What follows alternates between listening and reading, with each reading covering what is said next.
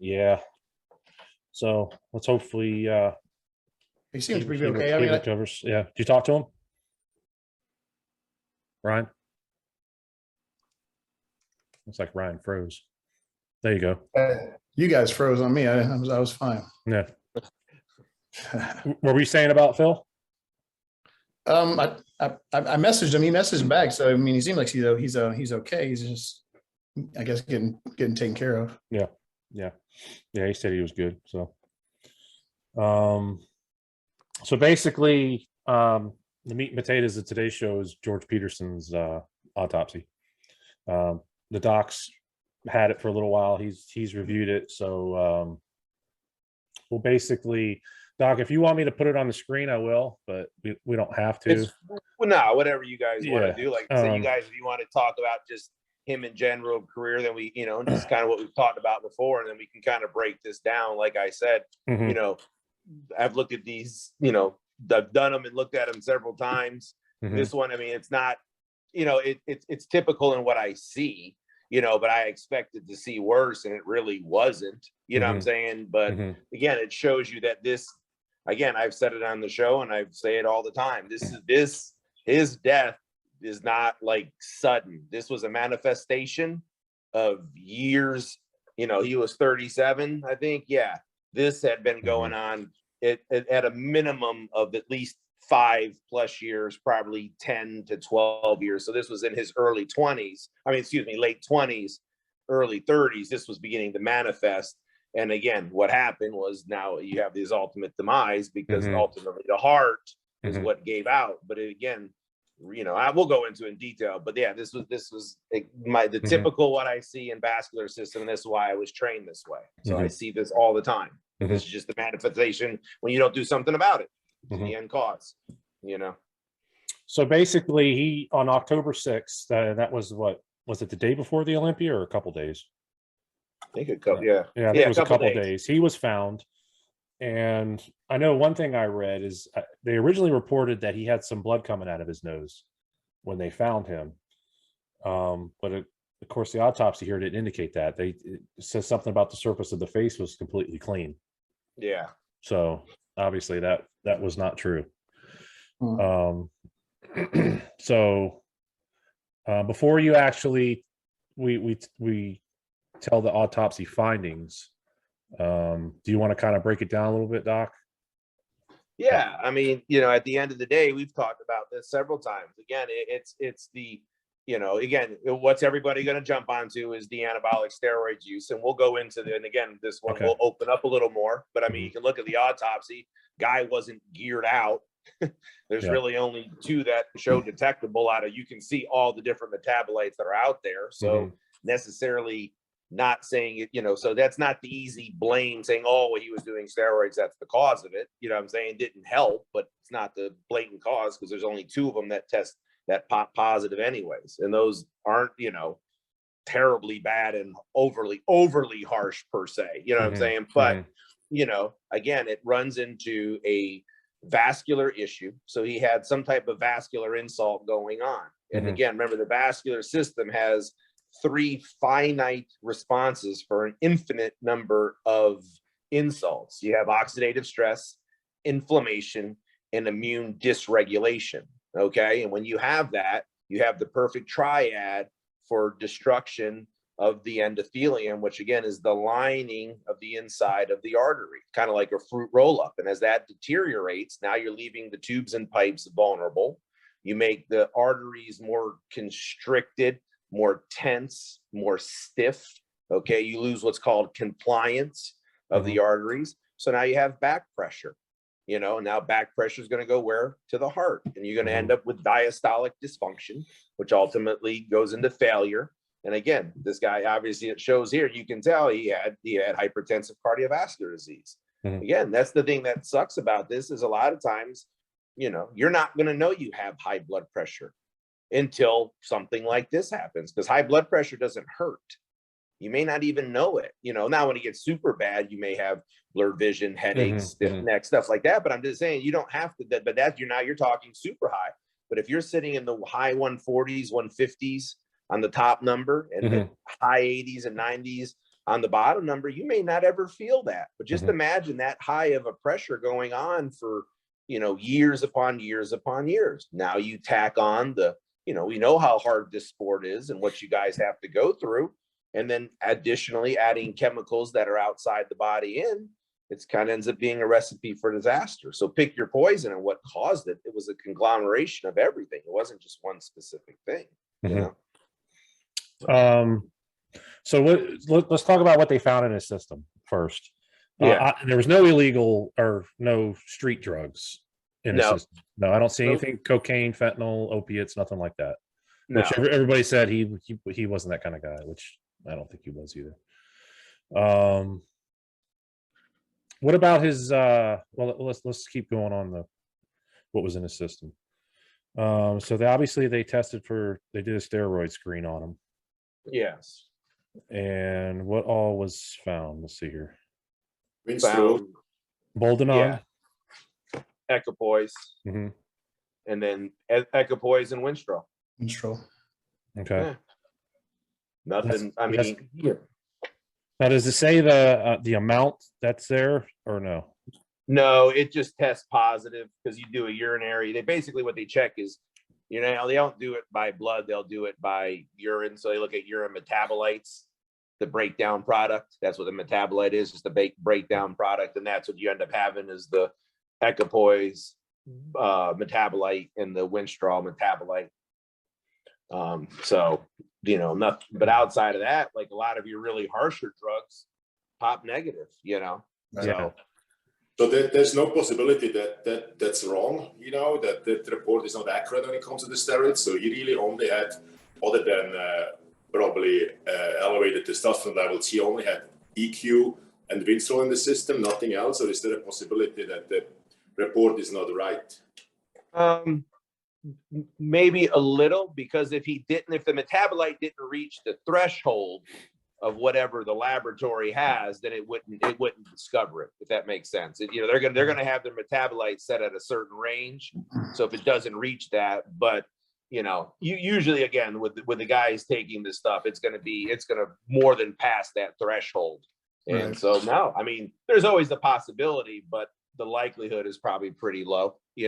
Depends on where he was competition wise, where he was in his, his season. There's definitely a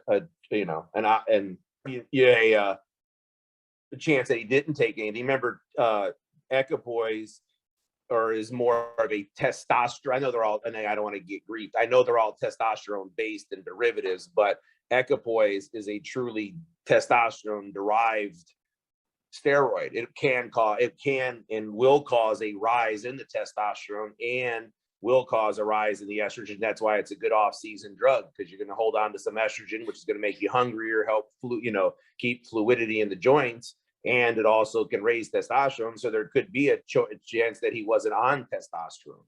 You follow me? Because you're having something that is raising it. Now the Winstrol, definitely not. That's more of a DHT based hormone.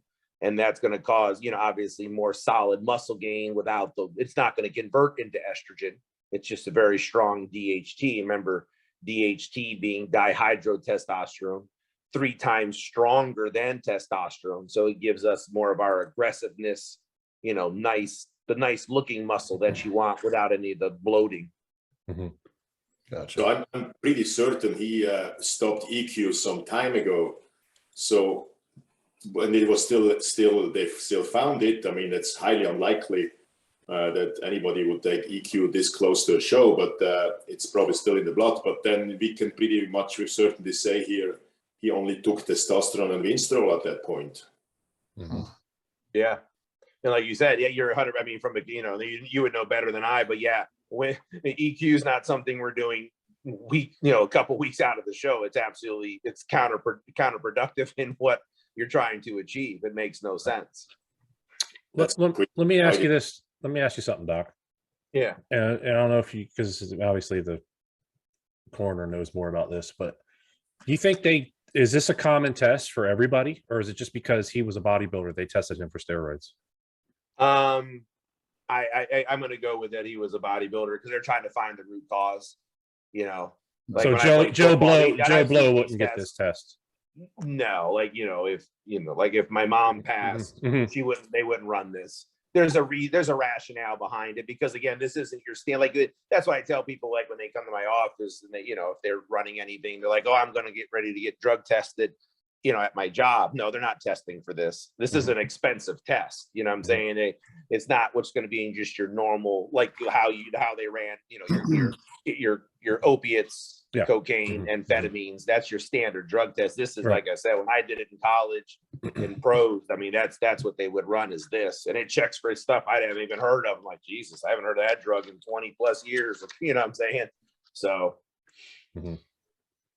but yeah, not your standard, but it would make sense though. I mean, you have a, very muscled up, African-American gentleman who was just found dead. So again, medicine, you work yourself backwards. Go with the simplest first, then go deeper. Don't have to go deep first, because everything you might be looking for might be 1 page deep. Why go through 20 pages of stuff when it's right there in front of you? So Yeah, all the different types of flus, corona, he was all negative for all that. Yeah, he was that. Yeah, like I said, he was. I mean, overall, like I said, from a laboratory perspective, relatively healthy. There was nothing that was glaringly bad. Heart was a little enlarged. I was going to ask you about the weight of the different organs. Did you see anything? Yeah, and I made some notes so I can break it down for the audience and stuff. Let me get to. Good. Yeah. So, like, from a heart perspective, again, a range is going to usually be about 155 to about 425 to 30 grams. He was at 500. So about 100, potentially, 75 grams more. Again, different scales. This is all, my stuff is all from PubMed and peer-reviewed journals. But so definitely heart was a little bit enlarged, and when you see hypertrophic, that just means increased growth. And that would be of the left ventricle, because remember, the left ventricle is the side of the heart that's going to pump the blood out. So if you have, if you have hypertrophic left ventricle, what's happening is that heart is having to beat out the blood at a higher pressure gradient. So what does it have to do? It has to get stronger, right? Or it has to get bigger. Like I've told you, it doesn't get stronger, but it has to get bigger, because it requires more energy to push that heart out. I mean, push the blood out. You follow me? So and that's exactly what you see right there. The left hypertrophic left ventricle wall and the septum. So the septum's the middle part between the right and left ventricle, are 2 centimeters thick. The myocardium, which is the heart muscle, has no lesions, no hemorrhages, so there wasn't any bleeding or scars. And then the papillary muscles and the chordae tendineae are thickened. Now those are kind of like your parachute little structures that go to the valves. So again, if the heart's having to work harder, the chordae tendineae and the muscular fibers and the papillary muscles are going to be bigger, thicker, because the heart's having to work harder. They're thick. And then the heart valves were normal though, and the aortic was elastic and it had smooth intimal lining, which is normal. The major arteries and great vessels were of normal distribution, and he had no blockages. That was another thing too. His coronary arteries were clean. So it wasn't, again, perfectly saying it had nothing to do with, like I'm saying, cholesterol. It had nothing to do with plaquing, because his arteries were open. It has everything to do with, he had, probably undiagnosed or turned a blind eye to hypertension. And then, like I said, it just destroyed ultimately destroyed the arterial wall, because you have to remember, the blood leaves the heart and goes into the aorta. That's a big, huge, thick pipe. Okay. But then it's got to go all the way down to smaller arteries, and then go what's called arterioles, meta-arterioles, then to your capillaries. So that's like how diabetics check their blood on their finger. That's the capillary blood. Well, those vessels have a lot of surface area, but they're tiny. That's really where the magic happens in the body, is at the capillary tissue level. That's where everything gets all the way down and then disperses or diffuses into the tissue. Well, the minute these little guys feel pressure, they're going to be like, oh my God, because that's going to burst them. They're going to feel like they're going to explode. So what do? They remodel. They become thicker. Okay. And as they become thicker, they can become thicker backflow. So now the small arteries get thicker first, or the capillaries, smaller arteries, arterioles, meta-arterioles, named arteries back to the aorta. So now you have stiffened vessels. So now what happens? The blood gets expelled from the heart. it travels super quick all the way down, but then it travels super quick all the way back because it's stiff. What should happen, I'm kind of showing the camera, you know, the vessel should open up for compliance and snap back for elasticity. But if the artery's stiff like this, there's no movement. So the blood's just going to go down, come back. And then what happens as the heart's trying to beat the blood out, then relax, blood's already coming back in and it's trying to beat again. So now you're just overworking the heart. You follow me? So, Right. Do you think this is something he could have been saved from? Like if somebody was with him? you listened to your show earlier in time, he would have saved, and we've talked about it enough. Yeah, No, I'm talking like if somebody was like with him when he collapsed, like would CPR have saved him? Yeah, I mean, you can always try CPR. Yeah, I mean, 100%. Yeah, I mean, I look, it's a year anniversary from the time I had a guy at my gym upstairs, full blown cardiac arrest, and if nobody was there, they would have done, you know, they would have done a wellness search and found him dead. But they were smart enough and fast enough to come get me, and I was able to start to perform CPR, and we actually did bring him back. I mean, he was in bad shape, but we did bring him back, you know. So yeah, I mean, you could have had somebody there again, you know. He goes into massive, you know, he has a massive heart attack, you know, due to lack of blood flow, and then, you know, if the heart's not pumping, he can't do it. He's on, you know, because the minute the heart goes bad, it's just like the body, you know, the body's compensatory mechanism is to pass out. It's not going to sit there and just let you suffer. It's going to pass out to try to conserve its energy. Yeah. You follow me? So no, there's definitely a chance if somebody was there to help us. But again, there's, you know, again, how long was this going on prior to this event? You know, I think he posted, didn't he post a video the night that he died? I think he was sitting at the table eating, if I'm not mistaken. And then I didn't know that. Yeah, he did. I'm pretty sure because I remember seeing it. Then the next morning they were announcing that he had passed. Yep. So, but yeah, I mean, you know, that, like I said, it's sad. It's another thing that, again, you guys have put on a great show to try to educate, and we have fun on certain topics, but the other topics like this can't not be addressed.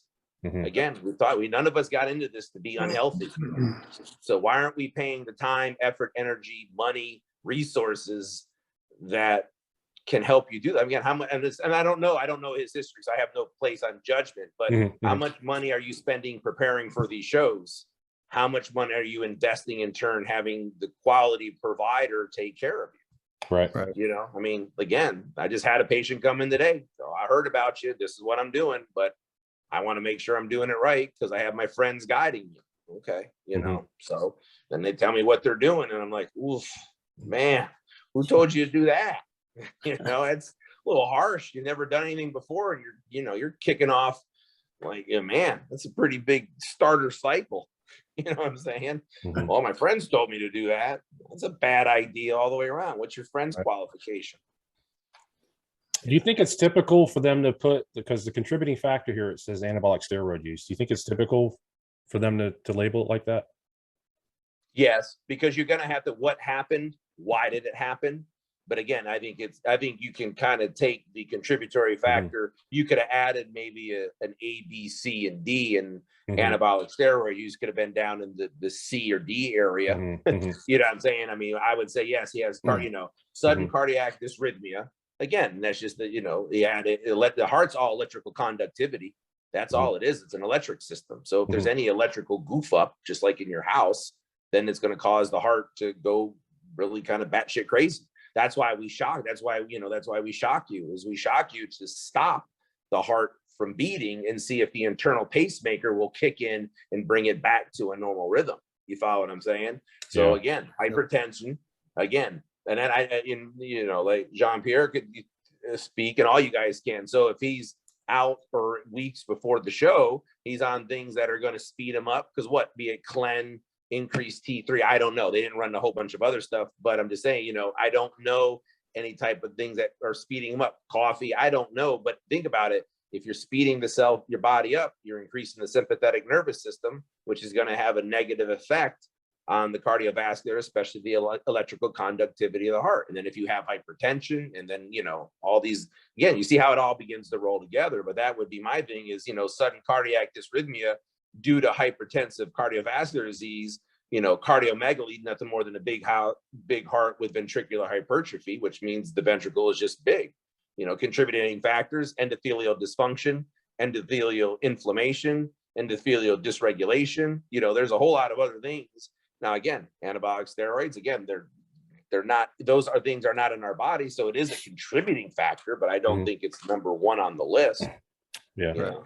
Yeah. I've seen autopsies where like heroin and fentanyl have been they've listed them as the contributing factor. Obviously we know why that happens. So I'm just, when you look at his results here, I mean, that highlights even more than ever before how important it is to get that stuff checked. Because when you look at his results now, I mean, the guy was on not a lot of stuff when you considering that he was at the Mr. Olympia weekend. So he might have talked, you know, from what I hear, what other people take, I take only so little. I'm fine, and he was, you know. So it's really an individual thing, and everybody has to get checked when it comes to the heart. You know, it doesn't matter if you take a lot, if others take more or less, or it's an individual thing. And I mean, I was in total shock when I saw that he not even had clenbuterol in the system. And I'm sure he took earlier. You know, amphetamines, like, you know, phentermine, amphetamines, Adderall. I mean, I see people come all the time with stuff that just keeps them sped up. You know, none of that was in there. That's what I'm saying. And you're right. I mean, this, you know, overall, this isn't the worst autopsy you're ever going to see. Right. I was in good shape, and look at, you know, so that's the point. And I think, like I said, you guys do a wonderful job, and I think we're all have a great connection. Like I said, you know, Ryan, you send me your patients. I thank you for your trust, you know, but I'm saying it, you know, we want to make sure we're doing the right thing. You know, I mean, you don't want these guys getting damaged like this. They've got to have an outlet. You got to have good coaches, and you got to have good providers. You have to have at least open-minded providers in this, because they don't have anywhere to turn, you know. Now, Doc, do you think it's smart for most anybody who's like competing or taking any anabolics? Should they have an at-home cuff where they should regularly check their blood pressure? 100%. I think, and actually went down the road here. I just got signed with a company. I have a gentleman who's developing, and we're going to have something that's really pretty awesome. It's called our MediDoc system, and basically you're going to get a box, and it's going to be shipped to your house. It's not only going to have your blood pressure cuff, your temperature, your glucose, but this guy is an absolute genius in technology. And he was in the hospital because he had blood clots actually in his heart. And he was in the hospital for 6 months, and he was looking at all of the machines in the hospital and like how bulky and all of the, you know, stuff is and the wires. And he developed a machine that's probably no bigger than this, that we can run a perfect 2-lead EKG with interpretation, heart rate, and check monitoring. And what's going to be nice is we're going to be able to ship that to a patient, and it fits so small you can put it onto your carry-on bag. So again, like if you're traveling somewhere, I can literally, if you reach out to me, I can say, here, basically you're going to triage yourself. Here, check your pressure, check your EKG, check your O2, check your sugar, check everything here, and we'll know it instantaneously from all over the world. We can do that and literally it takes the average person less than 5 minutes to do all that. So yeah, you got to have that. Even the EKG, same with him. Was he in a dysrhythmia that might not have been life-threatening, but all of a sudden turned lethal? We could see that. And it's going to be great because that's all going to be downloaded into an app. I'll have all of the information ready to go before I even get on the phone with you. It's pretty cool. I think Ryan took your advice and went and got his blood pressure checked. He's gone. He disappeared. I'm out of there. Go check. I'm out of here. Okay, I'm gonna go check it right now. But no, you should, because again, like, why do they? I mean, you can go back, watch. It's a silent killer. Just, you know, you're not gonna, you know, like I said, you know, things present themselves. Hey, I'm getting sick. I got a sore throat, or you know, something's going on. But like I said, blood pressure, you're not gonna know. Like I told you, I mean, the guy that I had to do the CPR on, he did not know he had 5 vessel disease until the day he dropped dead. That was the first time he knew there was anything wrong with his cardiovascular system, was when he dropped dead in my gym, because he was as blue as you can be. And if that, like I said, if that would have had, he was, if I didn't go to work that morning, the time that I did, he literally, the rescue couldn't have got there fast enough to save him. He was dead when we went up there. He was dead he was dead hitting the floor. You know, it's crazy. And maybe he didn't, like I said, when he did come out of a coma, he showed up in my office and I was like, oof, a little choked up on that one. Like, oh man, you know, but like I said, he was like, no, I didn't know anything. I had no family history. I didn't have a history that I thought of. Well, you sure did, because that's the way, what a damn way to find out that you have a history, you know? Yeah. I have a question about this blood pressure. Correct me, Doc, if I'm wrong. Is not every bodybuilder who takes a decent amount of steroids having high blood pressure? And if so, what do you do about it during your career? Other than, like, you know, don't eat a ton of salt and be not too fat and things. Or is that not true, that kind of goes in together? That is it not necessarily true that anybody has somewhat elevated blood pressure on high steroids? Well, theoretically, to an extent, yes, because you are going to increase. Again, the cardiovascular system, and the one subject I couldn't stand in school was physics. I wasn't a good physicist at all, but it's all has to do with tubes and pipes, pressure gradients. So again, the more weight that we hold on to ourselves is more pressure in the system. Again, remember, all anabolic steroids have a positive effect on the body, good, bad, or indifferent. They will cause hormones such as aldosterone to be released, which will cause your body to retain sodium. When you retain sodium, you're going to retain fluid. And when you retain fluid, you're going to have a higher pressure gradient. You see what I'm saying? So no, there is a correlation, because you're putting more stress onto the body and the body's working at a higher level. But there again, that's where you're going in, again, monitoring blood pressure, checking things. And again, I don't have hypertension, but I take 3 different medications for my heart to keep my arteries open wider, so there's a more increased blood flow. I use another medication so that my heart doesn't have to beat as many times. So this way I get good oxygenation and then blood flow pushed out to the tissue. You saw what I'm saying? So that's, like I said, those are things you need to be careful. And if you have that hypertension, then you need to make sure somebody's monitoring you, understands kind of what's going on. And then also too, the drugs that potentially could cause that rise in elevation, the ones that we talked about, they're going to make you retain high estrogen, high water, high sodium. So it's going to cause that gradient to increase, so. I don't know if you mentioned this or not, but an echocardiogram, would that have detected his problems? The echocardiogram on his heart would have showed the ventricular hypertrophy. Okay. That's what it would have shown. Because your echo is going to basically show blood flow. What's called ejection fraction is the percentage of blood that's ejected from the left ventricle. It's, like I said, thickness of the heart, and it's going to show the valves. So it would have shown maybe the thickness of the papillary and the chordae tendineae. It would have maybe shown that, but maybe it would have showed some regurgitation. But overall, his valves were healthy. So again, same difference on that. Not as much. It would have showed the hypertrophy, but it doesn't tell you exactly how hypertrophied the heart was, but you could chalk that up to normal athletic heart. Yeah. So maybe not. So his results probably wouldn't have been, hey, you better stop what you're doing or you're going to die. No, you're right. No, not necessarily. So I think it's a combination. It's it is doing my athletes and my patients, do an echocardiogram once a year. Make sure you're having routine EKGs, maybe seasonally, to make sure the electrical conductivity, and then at your house, get you a blood pressure cuff.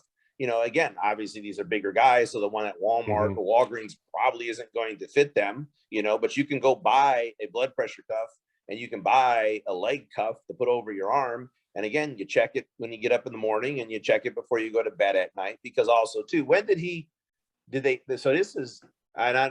they find him dead? Was it in the morning or in the evening? Or in the morning? It was around noon. I think it was around lunch. Okay. So remember this. So what happened? Yeah, around 12:45 it says when he was located. Okay. So think about it this way. The most amount of cardiac events usually happen between 2 a.m. and 8 a.m. in the morning. That's where. So remember, when we're talking about blood pressure, this is why you want to monitor this. There's a phenomenon called dipping. Okay. You should dip your blood pressure at night when you're sleeping, should go into the lower 100s over 60s. If you're not hitting that threshold, you're not dipping.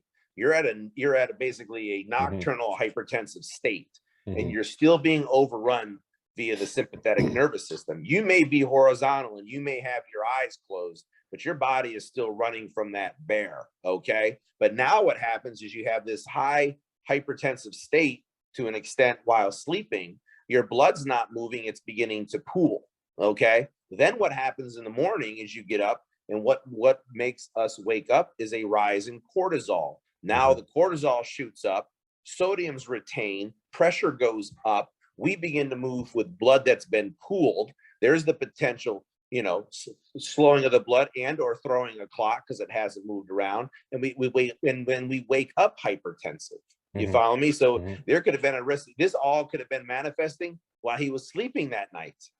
Right. You see? And then that's what I was saying. When did they find him? So they found, obviously. Well, he was in full rigor mortis, they said. Yeah. So then, now he's lost all his body's ATP. So now the muscles can't relax. They just did, because you need the ATP to release. Basically looks like a ratchet, like two golf clubs together. So you need ATP to release it. And that ratcheting motion is what causes the muscles to be tight. And then what happens, ATP releases. So like this, so it doesn't happen. So then you don't have it. So everything just stays ratcheted together like that. So I'm just saying, this happened in the guy. At the end of the day, guy had hypertension. Check your blood pressure regularly. Have somebody know what's going on, and there's a good chance it could have been prevented. Again, minus when it was detected, and what are you doing about it? And that's what I think a lot of times too. And as a professional athlete, people are scared to tell you that you're wrong. I'm saying, they don't want to make you mad. I'm saying, but how I am in my practice. I just, at this point in time, I've been in practice long enough, and I'm a grumpy old man. I tell my patients when it comes to the cardiovascular system, I really don't need your insight. I don't need your input. That's not what you're coming here for. I appreciate you coming to see me, but I'm going to take charge of this because you're just going to mess this up. And then we're going to have to deal with this at a pathological level, and if you will not listen to what I tell you to do, then I pretty much won't take care of you. I will discharge you from my practice if you don't listen to me from a cardiovascular perspective, because you don't know enough to make sure that you're going to stay healthy, Right. Yeah. So I tell you what I should have done is grabbed Rich Piana's autopsy and compared it. Oh yeah. Well, again, we can always do that again. We can kind of start to look at these. We can break these down. I'll get a hold of that. Because I don't have a problem. Like I said, I think it is wise. We get, we have access. Obviously, we talked about this, but get them, compare them. Okay, like I said, really at the end of the day, this is they're all tragic, but this is somebody who, like I said, if you looked at it, you've been like, man, that really wasn't that bad. Wasn't on any recreational drugs. Wasn't just blasting gear out of the realm. But again, remember this, but again, from an African-American perspective, they usually have a poorer cardiovascular system than Caucasian males and females. You see what I'm saying? So you're at a again, you have a potential for a predisposed risk. And then again, this other stuff happens, and then here you go, Yeah, he was only 205 was his weight. Yeah, so Yeah, like he wasn't John huge. Pierre said, there you go. He's not 300 pounds. He's not on tons of gear. So he's a 205 pound, 5'7" gentleman. That's not from a lifting weights perspective is probably pretty normal. If you walk down the street, besides him looking well, you wouldn't know what he does. He's covered up. He's not. So yeah, what happened here? Well, again, it shows. It's at the end of the day, he died. Why he died was a manifestation of endothelial dysfunction, plain and simple. Years and years it was going on, and then it presented in death. So, yeah, cool. All right. Any more questions on that stuff? Yeah, Doc. Somebody's listening, and from the beginner to the veteran, what would step one be for them to take to, if they hear this and they're concerned about their own wellness and their health? What would be the step one for them? Reach out and find a provider that and get a cardio, somebody who will truly get some blood work and just see where you stand. Gotcha. honestly. I mean, to be, the simplest, hey, I don't want to go to the doctor, get a blood pressure cuff then, and go on YouTube and find out what the normal blood pressure is. But Gotcha. again, that would be the simplest. The next, do that. That way you don't have to make the call. But then if that's not right after a couple times, then you need to reach out to somebody, Right. Yeah. If you're not doing it, like I said, it just doesn't make sense to me, man. I just don't get it. And it's, again, you guys have been to me and we've talked. This isn't that hard.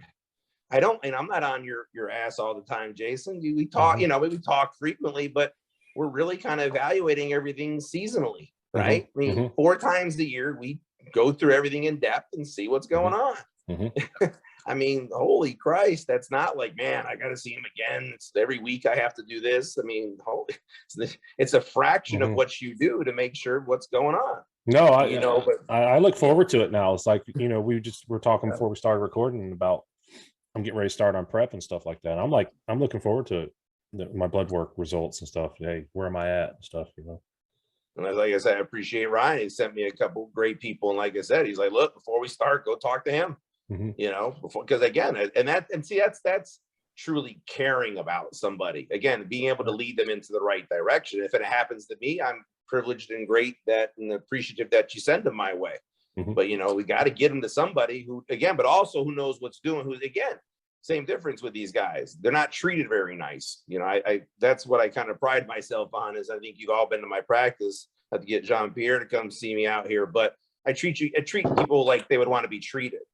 Yeah. You know what I'm saying? And I think when you take bodybuilders and this genre and they show up at the doctor's office, there already is a stigma, and then they're treated like second-rate citizens. They're treated with disrespect, like they don't know anything. And like I said, I wouldn't go either. If I'm going to sit there and be treated poorly, why am I going to keep showing up at somebody's office then? Yep. Very true. What's up, Ian? Hey guys, sorry I'm late. Hey. PCA stuff. No worries. We were just wrapping up the autopsy.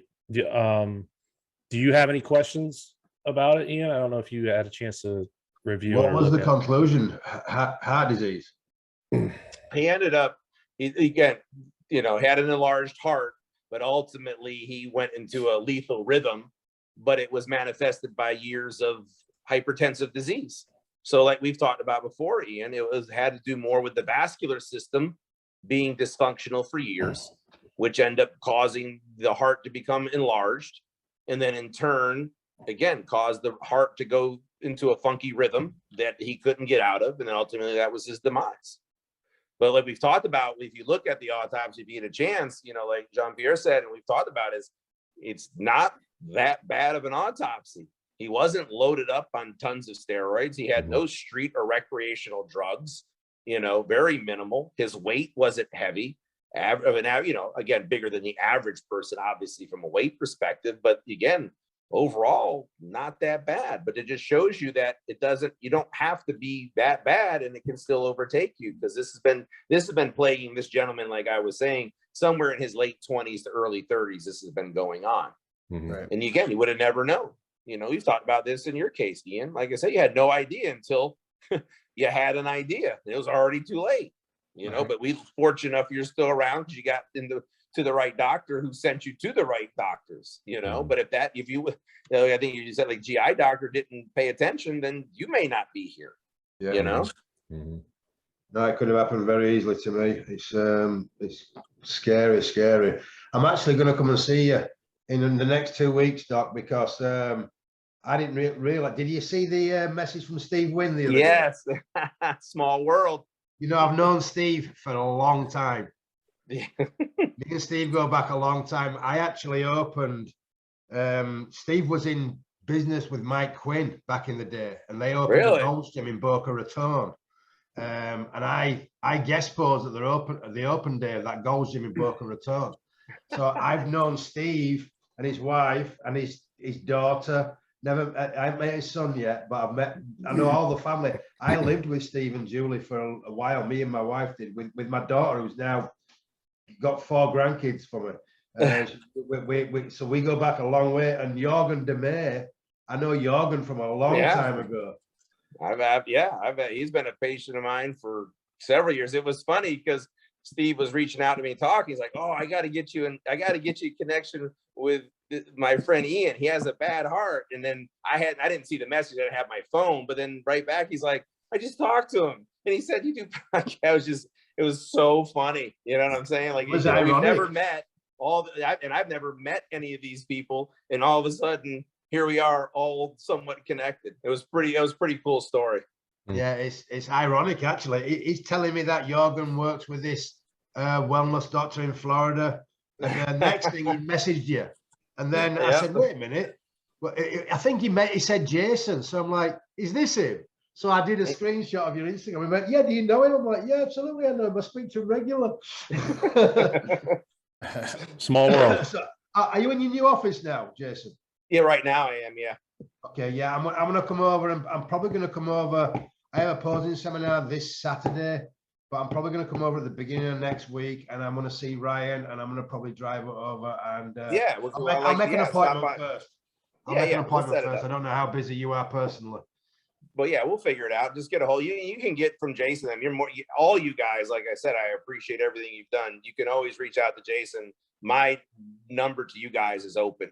You can get a hold of me. You know what I'm saying? Instead of having to do that other stuff, you're more than welcome to share that number with you guys. I have no problem whatsoever.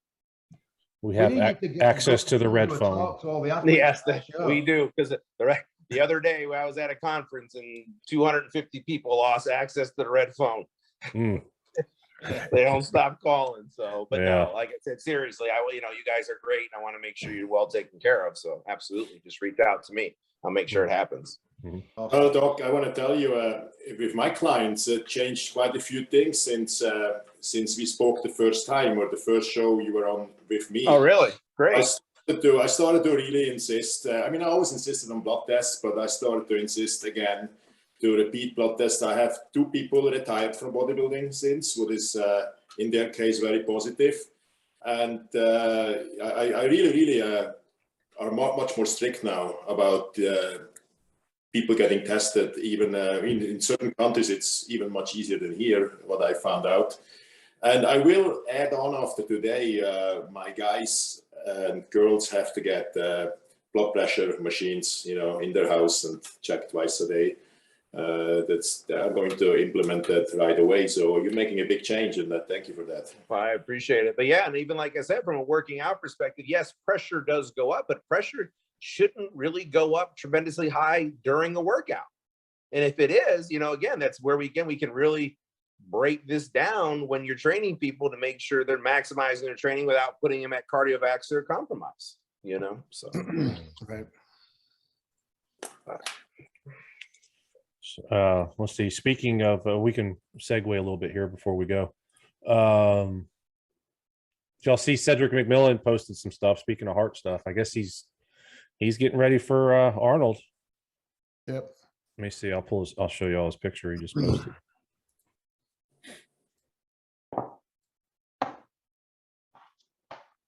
So obviously, we're still how many weeks out? 4 weeks. It's like what, 3 or 4 weeks? Yeah. So he's definitely lost some size, I think. Not looking good, what I see. Yeah. He's good but we know how he used to be. Look at the legs from the front. He's gonna get killed there. Yeah. Yeah. So the picture says he's at 282 pounds there, huh? Is that what it says? Yeah, 282. Yeah. Yep. Yeah. Okay. So. Because I don't know if you guys saw the Curry pictures. Brandon's pictures. His legs are slightly better, and he's miles ahead of what we see from Cedric here. Yeah. How about y'all see the thing I posted that Chad Nichols? Yeah. Yeah. He said believes no active bodybuilder poses a threat to Big Ramey's dominance in the Open Pro division at the Olympia this year. I believe it. They're not going to do the same thing again like they did last year. With only training a half a year. So Mhm. Yeah. And when you step on big guys' toes like him, like they did last year, you saw that with Ronnie in 2002, some big reaction can come out of it. Yeah. Ronnie. We'll see. Yeah, we'll see. We shall see. What's going on with Flex Lewis? They're talking that he's not qualified for the Open. He is not qualified. No, you. No, Okay. why should he? He's not. But what they're going to give him an invitation if he You think doesn't so? want to come. Yeah, give him an invite. Hmm. Yeah, they were going to give him an invite the past few years. So I don't see why they wouldn't give him one now. So does that mean he's going to compete this year? Has he officially said that? I haven't had a chance to look at it. I think him and Neil have hinted around at possibly competing. So Yeah. And speaking of invites, which I'm always skeptical of. I mean, I got one myself. If anybody deserves it, is him. At least the first time in the Open, so that's totally fine. Mhm. yeah. Did you guys see that an old friend of mine, it's kind of a legendary guy in South America, Sergio Fernandez, died? No. I was looking at that earlier because I was looking to see if any bodybuilders had passed. Yeah, he worked for MD Latino. He did the online business when I met him. He was an incredible guy. I met him quite a few times over the years when I worked in South America. Last time he interviewed me actually and organized a little seminar for me at the Amateur Olympia early 2019 or 18 in Medellin. And absolutely incredible human being. So I don't know if you guys read what happened. He's originally from Spain. He lived in Mexico. He saw somebody stealing his car outside the gym 3 days ago. And, you know, got the reaction when especially you're a big guy, he ran out there and got shot in the head. Oh, wow. Yeah, had a 3-month-old baby, young wife, and he was just an incredible, positive, kind of incredible guy. You know, he That's horrible. Wow. Yeah, that's ridiculous. Mexico City. Yeah. 4-month-old son. Yeah, it's crazy. Wow. I just remember every time I met him, the guy had the biggest smile, and he was so passionate about bodybuilding. It's rare, you know, to meet anybody like him. There was another. Go ahead, JP. Sorry. Yeah, he interviewed me a couple of times for Latino, MD Latino. I think he was a pretty close friend of Milos. So Milos keeps really losing close friends, poor guy. Yeah. There was another bodybuilder that passed away. Where did he go? Let's see. Right here. Frank Calta. Are you familiar with him? Don't know who he is. Yeah. I've heard of him, but I didn't know him. He had a gym here in Tampa. 75. Yeah. Yeah, I wasn't too familiar with him either. I didn't know if you guys were or not. No. Huh. Interesting. Anyways. Yeah. That's basically all I got, guys. I just, you know, obviously we just had the doc on to go over the autopsy and then. Yeah, no, I appreciate you having me on again. Like I said, and it's something again we can, you know, it's. I think the more that you guys do stuff and we do stuff like this, it beats it into people's heads because I also think too. Again, we you know, it's human nature to turn a blind eye initially because what's everybody gonna say? That's not going to happen. Oh, see, he should have known better. That's not going to happen to me. That's not going to happen to me. You hear that a million times, and I think it's vital that we do something like that. I mean, I don't want people to keep dying, but even if we go back and look at old stuff and go through old autopsies and say, hey, okay. And again, I don't have a problem speaking on individual things. It doesn't always have to be steroids, but hey, this person is taking insulin. What does insulin do to the human body when you're not diabetic, and how does it work? Okay, so what does a keto diet do if we're doing this? Okay, I'm going to take these drugs in this combination. I think you know, you've created a fantastic show, and everybody that's been on is great. And we're collecting steam, and I think we need to continue to build on that and, you know, have good, fun conversations. I would like to, it's not doom and gloom, but also too, we got to stop turning that blind eye that it's not going to happen to you. You take that approach or that attitude, and then when it happens, and you wonder what happened.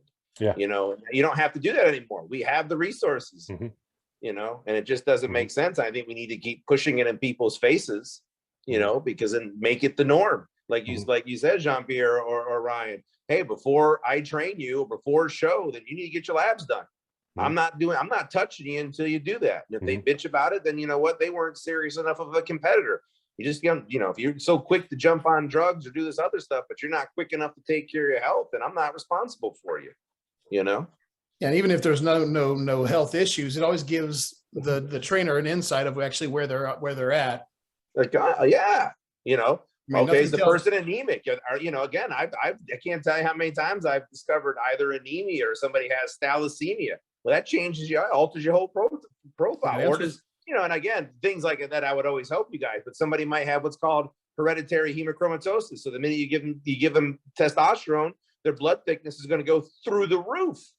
They're going to, you know, they're going to go from being a normal, healthy, you know, viscosity laden person to next thing you know, their hemoglobin hematocrit are 22, 23, 24. Would have been nice to know that, you know. Same different. Where are we starting with your kidney function? Look at trends. Hey, you know, you're here, we can watch this, you know, again, healthy or not healthy, or just in general. No, I can't tell you how many people come to me, thought they were healthy, and I thought they were, and got labs back. I'm like, oof, this isn't good.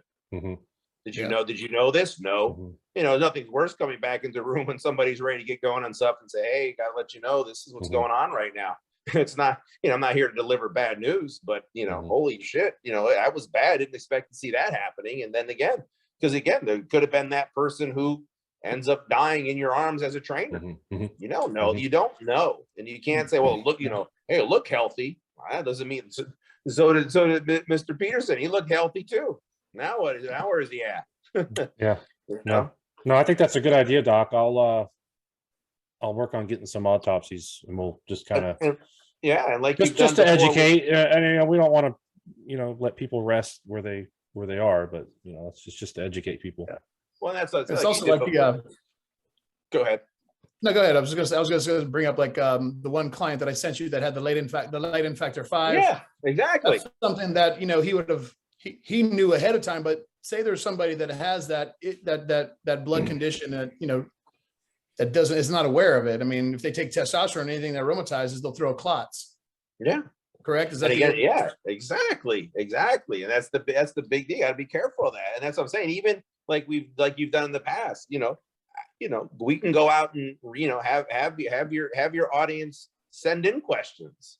Because that's what the audience is what makes the show. And again, everybody has the same question. They're just scared to ask it. Ask it. Hey, I was thinking about doing. I go back to. I was thinking about doing insulin. What's the dangers of doing this? You know, or hey, I saw Rich Piana died and he was this. What did he die of? Or what was in his system? How does, you know, whatever. How does this affect that? Again, the more people know, the more they can make informed decisions about what they're doing. But again, you don't need to be guessing at this stuff, because you don't have an oops. This isn't Walmart where you drop the box on the floor and you damage it out. You have an oops in medicine, people tend to die. You know, can't get them back. So yeah, you're right. Very right. I think over the years, there's probably been hundreds of bodybuilders that have died from heart issues that we never knew died from heart issues. They just died. And you know what I'm saying, Jason? I mean, just from what I've been through last year, it really brought it to light for me. But I mean, there's probably hundreds and hundreds of bodybuilders that have died just in their sleep, and it's just been written off as he just died. He just had a heart attack, and it's no big deal. And it's not related to bodybuilding or steroids, but it probably is. And I don't mean bodybuilding specifically, just the diet. You know, I mean, it's all about the food, really, isn't it? That's really what it's all about. That too. We've talked about it before. You're eating all this food, but again, you think you're eating healthy, but are you truly eating healthy? Do you have GI issues where your inflammation in your body's up, you know, I mean, really high? Again, inflammation is going to cause immune dysregulation, and here you go. It's the same perpetual flow. Decreased immunity, increased inflammation, seeps into the vascular system, leaky gut, does dysbiosis, all that comes into metabolic syndrome, insulin resistance, more inflammation, vascular. Now we have heart. You know, simple. You know, not as simple as that, but as simple as that is how fast this can manifest over, you know, over a career. And as you get going, again, you know, 37 is not old nowadays with bodybuilding. You know, as you're beginning to really make strides into your career, it's over. It's done. You know, so. Yep. Absolutely. All right. Well, Doc, thanks again. We appreciate it. Oh, thank you. I appreciate it, guys. Thank you so very much. Yeah. Thank you. Yeah, Thank we'll do some more, break down some. Yeah, just let me Good stuff, know. Like I said, the more questions than people have, like I said, I'm always got time to do this. It's important. You know, I want people to be educated. So it's a big deal to me. So it's never, I always got time to do it. I now make time to do it. So Awesome. No, we appreciate it. That's great. All right. You guys got anything else? All right, guys. Well, you have a great evening. Thank you so much. All right. You too. All right. Talk to you later. Bye-bye. All right. All right, guys. Y'all have a good evening.